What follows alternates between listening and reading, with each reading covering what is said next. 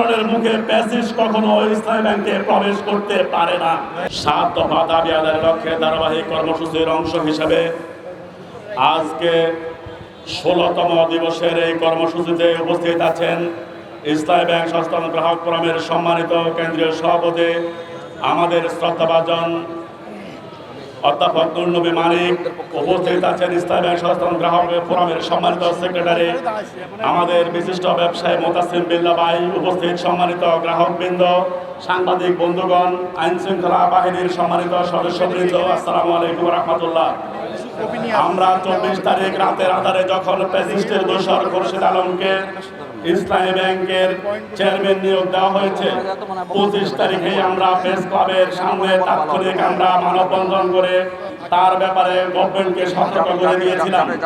কিন্তু আমাদের এই বক্তব্যের আন্দোলনের দ্বিতীয় দিনেই সরকারের কর্তা ব্যক্তিগণ বলেছিলেন যে রাস্তায় আন্দোলন করে বাংলাদেশের চেয়ারম্যান ব্যাংকের চেয়ারম্যান পরিবর্তন করা যায় না।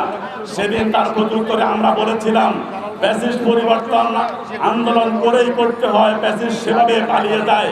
এবং আমাদের বক্তব্যের যথার্থতা গত পরশু বাংলাদেশ ব্যাংক প্রমাণ করেছে যে আন্দোলনের মুখে ফ্যাসিস্ট কখনো ইসলামী ব্যাংকে প্রবেশ করতে পারে না। আমরা আজকে সরকারকে সাধুবাদ জানাই, ব্যাংকের অবস্থা তলানিতে নিয়ে হলো আপনাদের বিবেকও তলানিতে গিয়ে ঠেকেছে।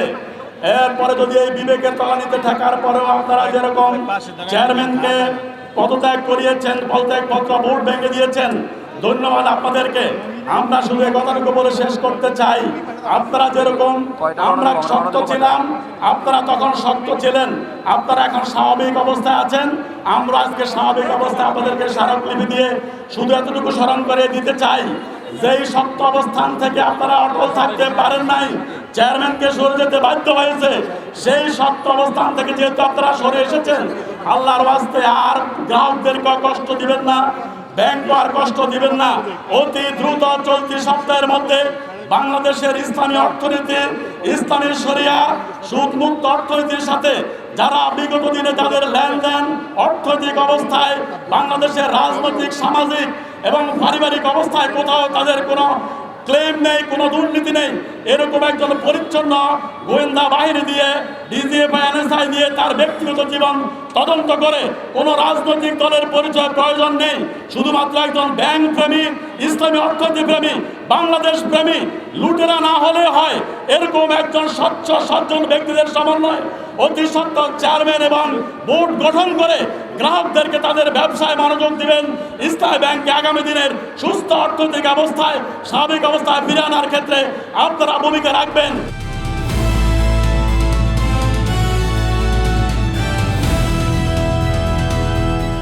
দিনাজপুর টিভি, মানুষের জীবনের কথা বলে।